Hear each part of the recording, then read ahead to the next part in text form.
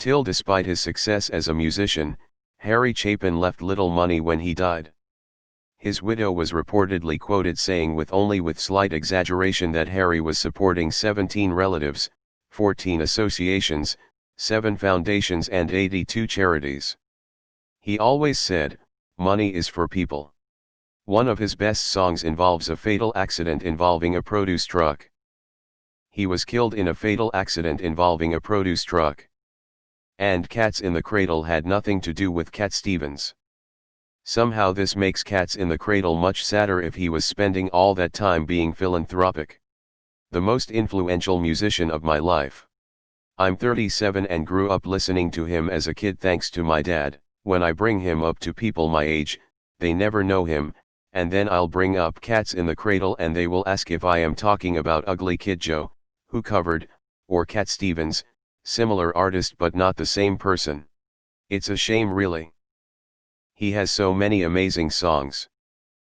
An amazing man and musician. He co-founded the organization World Hunger Year with radio personality Bill Ayers, before returning to music with On the Road to Kingdom Come. He also released a book of poetry, Looking, Seeing, in 1975. More than half of Chapin's concerts were benefit performances, for example, a concert 15 to help save the Landmark Theater in Syracuse, New York, as well as hunger causes such as food banks, and proceeds from his concert merchandise were used to support World Hunger Year. Harry, keep the change. Tom Chapin, Harry's brother, is a really talented musician himself and a really nice guy. He played my hometown when I was about 14 as part of a local concert series and stayed at my parents' house. It was around the time Ugly Kid Joe released their version of Cats in the Cradle. He was not a fan. I remember he was always smiling and laughing. Good guy all around. This may have been true when he died, but twice a year huge royalty checks will show up in her mailbox. Cats in the Cradle alone will have provided her with a substantial annual income. An amazing man. Saw him in concert when I was a young boy. Circle from Greatest Stories Live lifts me every time I listen to it. The sheer joy the audience experiences during the songs is amazing. Harry Chapin was extraordinary. Slogan: only one word different than the Human Fund, but manages the exact opposite mindset. Money for people.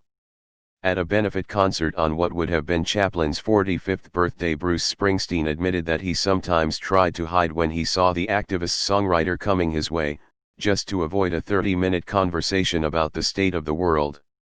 But Chapin said one thing Bruce never forgot. "I play one night for me and one night for the other guy."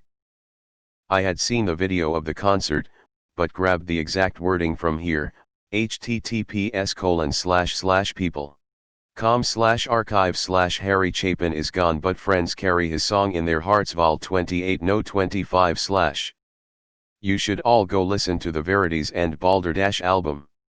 I remember my mom pulling the car off the side the road and sobbing when the news came on the radio that he'd died. I was 7, still clear as a bell. My mother and I danced to Dancing Boy at my wedding. Big Chapin fan. I saw him 40 years ago. He was charming and funny as hell. He was raising money for hunger relief and passed the hat through the whole theater. Chapin's songs were mostly bittersweet, Mr. Tanner, W.O.L.D., and usually had a little kick or twist to the story. I have his live album and I still get a grin when 30,000 pounds of bananas show up on shuffle. Takes me back to a really good night. The foundation he started is still going and works to fight the systemic issues of hunger, including anti-racist efforts. It's called Why Hunger Now. If you want to donate, www.wehunger.org. I'm about to be 36 and my dad played Harry Chapin constantly when growing up and I love his music. Greatest Stories Live is pound for pound one of the best albums I have ever heard. Growing up my dad played his music a ton and would always laugh at the funny quips that Harry would interject in his live performances. No matter how many times he heard the same damn thing, he always laughed. I find myself now doing the same thing when I listen to him and I love it. Dude was a legend. Was lucky enough to see him play live with his band toward the apex of his career.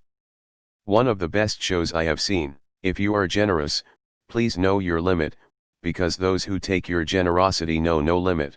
I really like Flowers Are Red. It's an education beat. A sad song, as was far from uncommon with him, that still had some hope left for the end. The entire dance band on the Titanic album is fantastic. It's a concept album that includes the idea of people strumming as the ship's going down. Canary in a coal mine. We see what's happening, but we can't change it. I know nothing of him or his music. Instead, I know the food bank that bears his name, https://harrychapinfoodbank.org/food locator/. I know it because I send it $30 a week to feed some of the poorest communities in America like Immokalee, Florida. Any man who did enough to have a food bank named after him is a hero with a legacy I can only dream of approaching. Fun fact, his grandfather was world-renowned communication scholar, poet, and literary critic Kenneth Burke, one of the first people to recognize that Hitler might not be a nice guy. An amazing man and musician. I love songs that tell stories. He had some amazing ones. My dad drilled this into our heads, my brother and I's, when we were growing up. We would always listen to his live album. This is like 1995, I'm 10-ish, brother 8-ish at the time. He would always say with a strong box wine buzz. Now this is a good man, who you should always try to be like, but never at the same time. He died in a car wreck in a little blue VW Bug, like anyone else could. He's great because he gave everything away to help everyone in his life, even those who were not. He's an idiot because that's why he died, driving himself to his own charity concert. I heard this mishmashed tale close to 100 times throughout the years. This was right before Google, so I couldn't just fact check him. This is the first time I've thought about these moments since then. It sounds horrible, but I guess you just had to be there. Thank you edit, everyone knows Cats in the Cradle. But if you are really wanting to be moved, listen to Mr. Tanner. It is by far the most emotion-causing song I've ever had the opportunity to listen to. It's beautiful/heartbreaking. The live version. Please everyone look into Harry's old charity World Hunger Year. And check out the intertrack monologues on Greatest Stories Live. Greatest Stories Live is one of the greatest live albums of all time. That version of Wold gets to me. So does Tom's Saturday Morning. He died behind the wheel of a VW Rabbit. Good modest man who wanted only to help others. If you have dependents, i.e. people who depend on your income to survive, then ensuring money for them after you die is good. But if nobody is depending on your income, then dying with almost nothing is the way to go. Dead people don't need money. The older I get, the more of a tear-jerker Cats in the Cradle is.